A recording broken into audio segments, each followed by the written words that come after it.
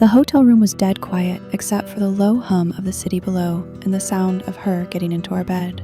It was a king-size bed, but right then it felt as small as a coffin. She slid in beside me and the mattress dipped, rolling me just a little closer to her. My heart started hammering against my ribs.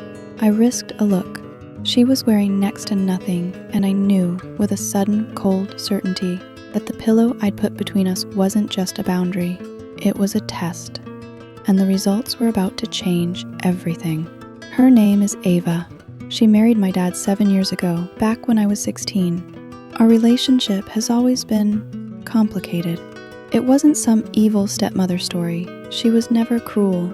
Actually, she was almost painfully nice. She'd buy me gifts I didn't want for birthdays I wanted to spend with my real mom, and she'd compliment my outfits in a way that felt less like praise and more like a gentle correction.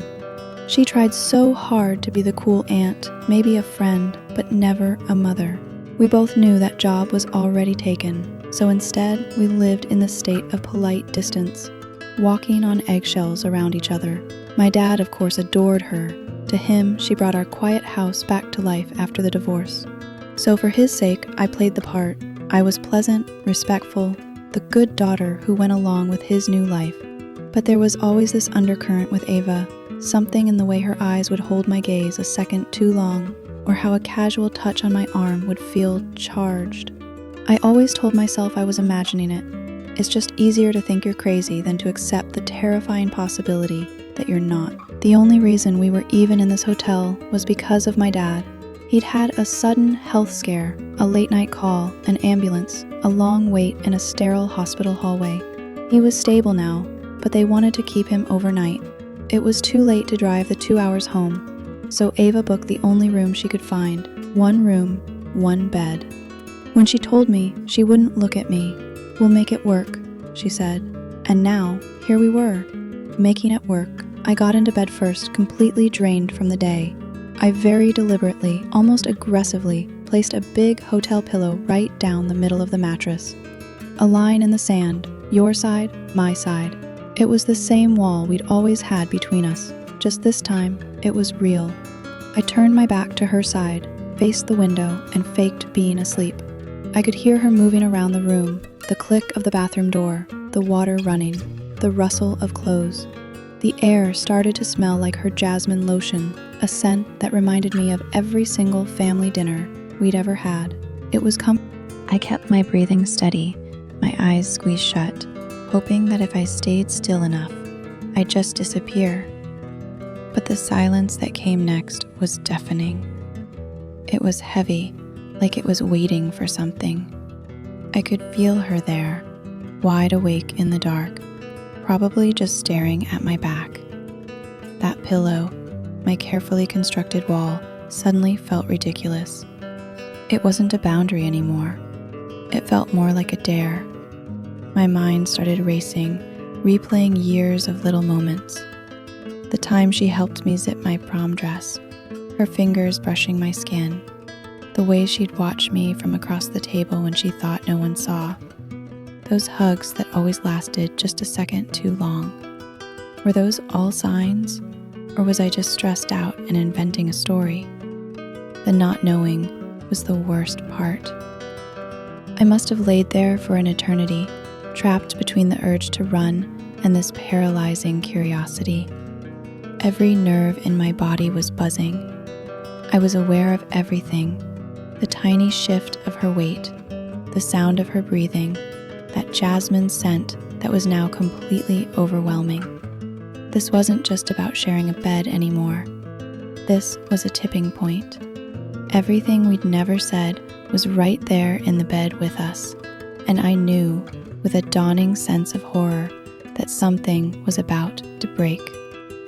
An hour must have passed. The silence was a living thing. My back ached from how stiffly I was holding myself. And then I felt it, a tiny shift. The pillow, my one sad little line of defense, was moving. It wasn't a shove.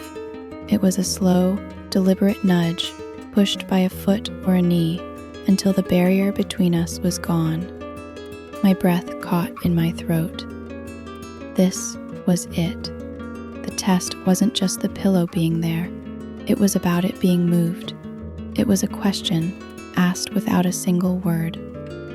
My heart was going crazy. I could just pretend to be asleep. I could ignore it. In the morning, we could both act like it never happened, that the whole thing was a bad dream. Or I could turn around. And in that moment, I realized something awful. It wasn't just her. A small, hidden, and honestly terrified part of me was curious, and that curiosity felt like a betrayal to my dad, lying in a hospital bed just a few miles away. The guilt was so heavy, I could barely breathe. Slowly, like I was moving through thick mud, I turned onto my back. My arm brushed against hers. Her skin was... The truth I finally understood wasn't just that my stepmom wanted me. It was that she had seen that same curiosity in me, and she had just called my bluff. Nothing else happened that night. Eventually, I turned back over, my heart pounding in my ears, and we just laid there in that electric silence until morning. The drive home the next day, with my dad sitting right there in the passenger seat, was the most painfully normal experience of my entire life. Ava and I made small talk about his recovery, about the weather, but underneath it all, I could still feel the memory of that hotel room. The thing we never talked about had finally been said without a single word. What do you do when a line doesn't just get crossed, but completely erased? I'd honestly love to hear what you think in the comments. Our relationship is different now. That old, awkward politeness is gone, replaced by something way more complicated. It's a connection built on a secret. We look at each other differently across a crowded room. There's this flicker of understanding that no one else sees. The line was tested, and even though neither of us dared to actually cross it, we both know it's not there anymore. The pillow is gone, for good. And now I'm left wondering every single day what, if anything, is supposed to take its place.